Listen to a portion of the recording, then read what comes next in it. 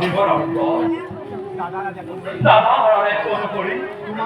তোমাৰ ৰক্ষাৰ বাবে মই ৰলো স্থানে তোমাক অকলে এৰি দাদা হাৰালে লঙ্ঘন কৰি নোৱাৰো যাব মই কোনো কাৰণতে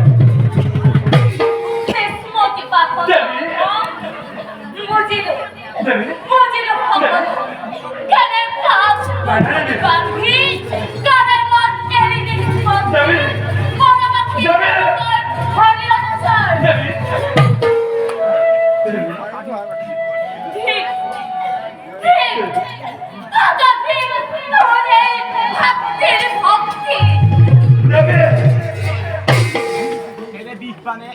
এনে বিপদে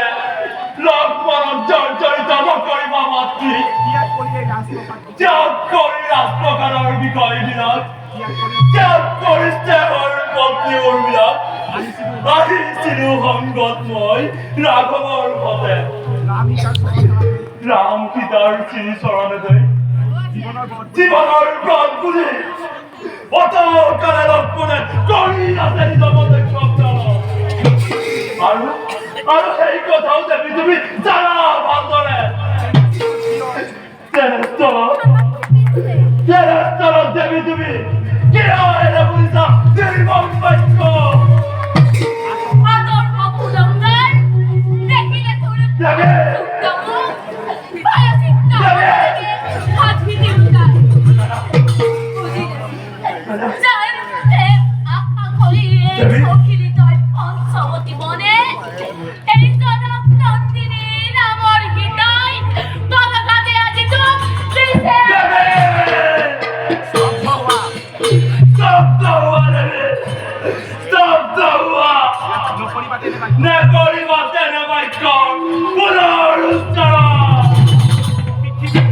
পৃথিবীর বিষয় বাঁচব দিব লয় পাব ধর্মর মহিমা ধর্মর কথা কইব না লাগে কি কাম মুজির কোন হেরো দেবী না ভাবিবি কষ্টের কালেও এই জনক নন্দিনী অবস্থায় বসে বলে জানান করেও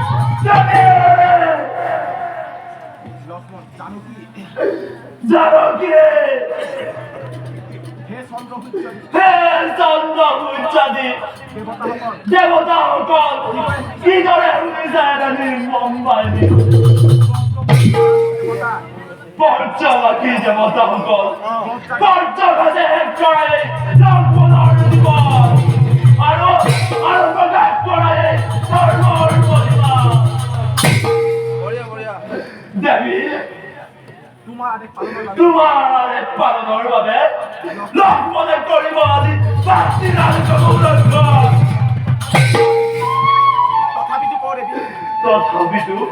তথাপিতো কওঁ দেৱী লাগিছে অতিকে ভয় আশংকাত কমিছে পৰা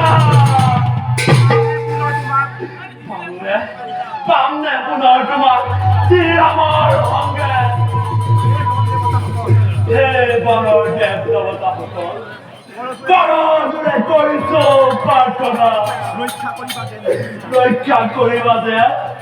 দেৱী জানকী ক্ষমা কৰা দেৱী ক্ষমা কৰা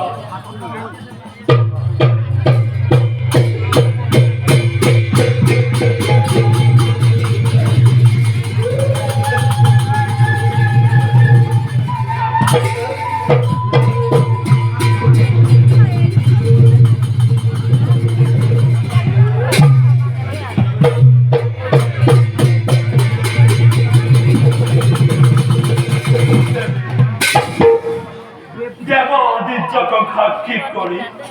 এই তিনিদিন সময় কৰিলো অংক আদেশ বুলি নধৰি মনত পাৰান্তেও নাহিবা আগুৱাই ইয়েই হব বিপদৰ ৰক্ষাৰ কবচ ইয়েই হব বিপদৰ ৰক্ষাৰ কবচ